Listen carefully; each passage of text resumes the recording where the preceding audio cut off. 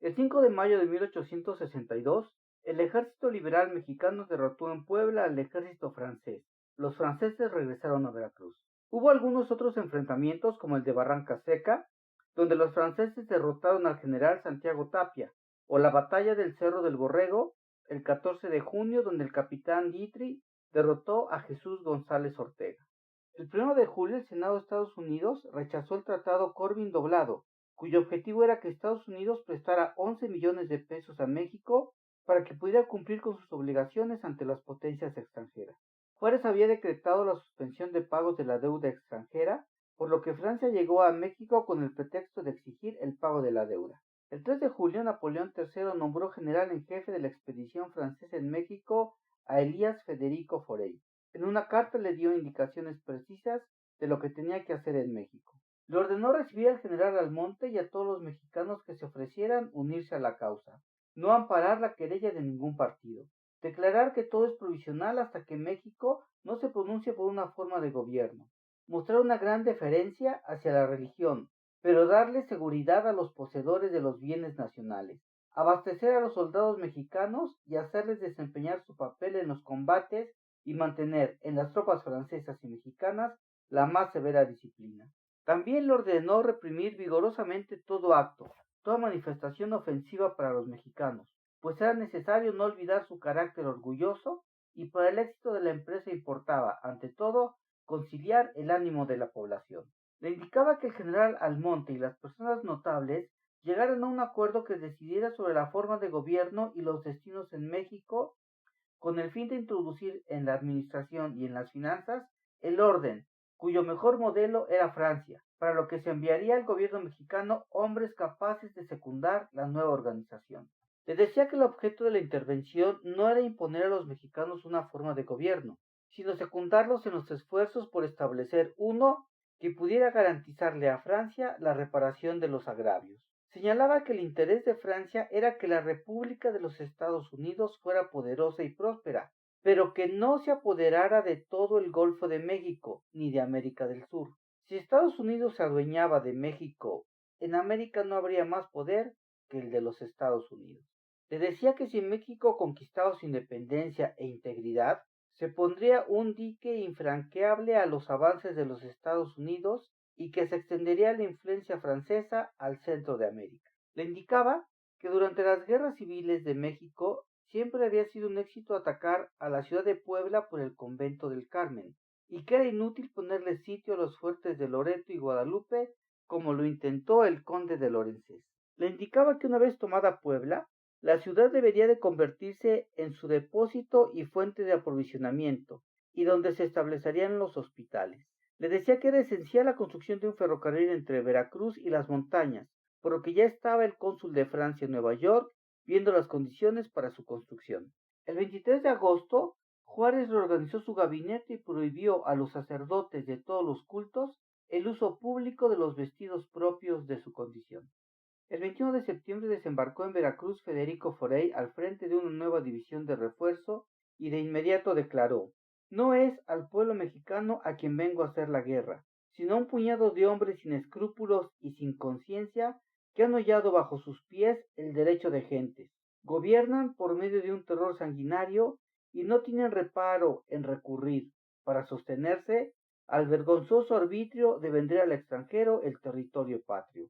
El 24 de octubre llegó a la ciudad de Orizaba, donde fue recibido por el conde de Lorenzés y por Juan Almonte.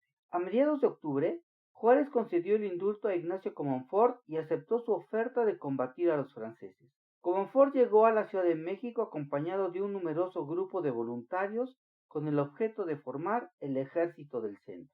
En los primeros días de diciembre, Juárez emitió un decreto presidencial para crear un impuesto de guerra.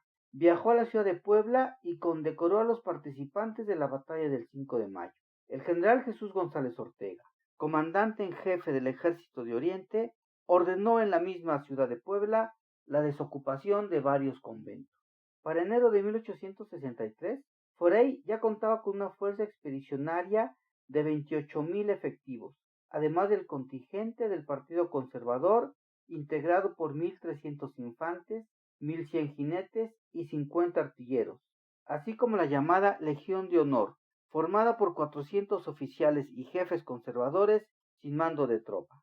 A finales de febrero, Juárez volvió a Puebla y el general Jesús González Ortega le ofreció, a nombre del Ejército de Oriente, ofrendar sus vidas a fin de evitar que el enemigo tomara la plaza. Juárez le respondió que se hallaba sumamente complacido de la conducta del general y visitó todas las fortificaciones de Puebla. Se informó detenidamente de los preparativos para la defensa de la ciudad y después regresó a la capital.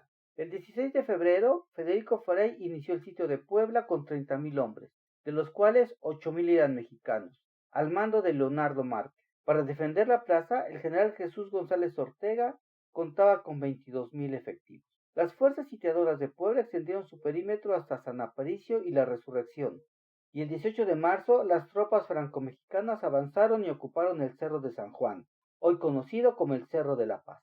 Desde los fuertes de Santa Anita y San Javier, los republicanos abrieron fuego sobre el enemigo. Forey realizó un nutrido bombardeo sobre el fuerte de San Javier, al oeste de la ciudad de Puebla. El 29 de marzo, comandados por el general Bazaine, 5,600 efectivos franceses lo asaltaron y tomaron a las 4 de la tarde. Los franceses iban conquistando cada vez más posiciones. 62 días después, el 17 de mayo, Jesús González Ortega rindió la plaza de Puebla al ejército expedicionario francés. Los franceses ofrecieron la libertad a los jefes y oficiales que firmaran un acta comprometiéndose a no tomar las armas contra la intervención durante el tiempo que durara la guerra, y el Distrito Federal es declarado en estado de sitio. En su parte oficial fechado el 20 de mayo de 1863, Forey dice que desde el inicio del sitio, los republicanos contestaron con mucha energía, y que desde el 14 se había iniciado confidencialmente una capitulación por un ayudante de campo del general González Ortega. Su parlamentario era portador de los poderes necesarios para tratar de un armisticio y poner verbalmente las bases de una capitulación. Después de una larga conversación sobre la situación política de México, Forey despidió al parlamentario, encargándole que le dijera a González Ortega que remitiera sus proposiciones por escrito. Durante la noche, los republicanos quebraron armas, inutilizaron sus cañones, destruyeron una parte de sus municiones, licenciaron a los soldados y al rayar el día, González Ortega le escribió que la plaza estaba a su disposición. Habían caído en poder de Forey 26 generales, 225 oficiales superiores, 800 oficiales subalternos, 11,000 prisioneros, 150 cañones en buen estado, armas y municiones en gran número. Las banderas fueron destruidas o escondidas y los prisioneros resultaron un problema por su alimentación. Unos 3,000 se incorporaron al ejército conservador. Se fugaron de Puebla Porfirio Díaz, Felipe Berriozábal, Antillón y Juan B. Camaño. El 18 de mayo, Federico Forey hizo su entrada en Puebla y asistió a un Te Deum en la catedral. Expidió una proclama manifestando lo que decía desde que llegó a México y también ordenó secuestrar los bienes de los que se oponían a la intervención. El 31 de mayo, Juárez anunció en el Congreso de la Unión la imperiosa necesidad de trasladar su gobierno fuera de la Ciudad de México.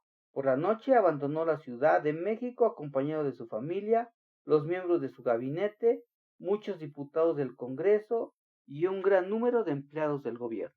El 7 de junio, el general Aquiles Bazaine entró a la Ciudad de México como parte de la vanguardia del ejército francés. Desde la hacienda de Buenavista, el general Forey dirigió una proclama al ejército francés recordándole que habían venido a México a liberar al pueblo y no a conquistar. El 10 de junio, las fuerzas de Leonardo Márquez y Federico Forey hicieron su entrada en la Ciudad de México. Primero entraron los mexicanos y detrás de ellos el ejército francés encabezado por Forey y Saligny. En la catedral se celebró un Te Deum. El 12 de junio, Federico Forey mediante un manifiesto anunció que no serían derogadas las leyes de reforma y que los adjudicatarios de los bienes que pertenecieron al clero no serían molestados si adquirieron las propiedades conforme a la ley. Nombró prefecto político de la Ciudad de México al abogado Manuel García Aguirre. También fue nombrado prefecto municipal Miguel María Azcárate, hijo de Juan Francisco Azcárate, regidor del Ayuntamiento de México en 1808 y protomártir de la Independencia. En la ciudad de San Luis Potosí Juárez estableció su gobierno y organizó su gabinete. En la misma ciudad sesionó el Congreso de la Unión. Forey emitió un congreso ordenando la formación de la Junta Superior de Gobierno compuesta por 35 individuos, que elegirían una regencia. Además, dispuso que se integrara la Asamblea de Notables, que decidiría la forma de gobierno que México adoptaría. El ministro del emperador, Napoleón III, Saligny, quedó encargado de la ejecución del decreto, que se insertó en el boletín de los actos oficiales de la intervención y se fijó en las esquinas de la capital. Para juzgar toda clase de delitos, Forey estableció las cortes marciales. El 21 de junio se instaló la Junta Superior de Gobierno, que nombró un triunvirato para ejercer el poder ejecutivo, siendo los titulares el general Juan Almonte, Pelagio Antonio de la Bastida y Dávalos, arzobispo de México, y el general Mariano Salas. Los suplentes fueron el obispo electo de Tulancingo, Juan B. Ormaechea, y el magistrado Ignacio Pavón. De acuerdo al decreto de Forey, la Junta Superior de Gobierno formó la Asamblea de los Notables, formada por 215 ciudadanos mexicanos sin distinción de rango ni de clase. Para pertenecer a la Asamblea de los Notables se necesitaba tener 25 años y no estar inhabilitado para ningún cargo político ni civil. La Asamblea de los Notables se ocuparía, antes que todo, de definir la forma de gobierno definitiva de México. El voto en esta cuestión debería reunir por lo menos las 2/3 partes de los sufragios expresados. El 8 de julio se instaló esta Asamblea de Notables, y el 10 la Junta Superior de Gobierno se disolvió oficialmente, emitiendo como último acto el dictamen, que se publicó al día siguiente y que decía que la nación mexicana adoptaba por forma de gobierno la monarquía moderada, hereditaria, con un príncipe católico que tomaría el título de emperador de México. La corona imperial de México se ofrecería al príncipe Maximiliano, archiduque de Austria, para sí y sus descendientes. El día 13 se publicó el decreto por el cual se daba al Poder Ejecutivo el título de regencia del imperio. Se creó la Junta Revisora del Ejército y se restableció la Suprema Corte de Justicia. En reconocimiento por ser la primera ciudad en aceptar y proclamar la monarquía como forma de gobierno, la regencia otorgó el nombre de Cholula del Imperio a esa localidad poblada.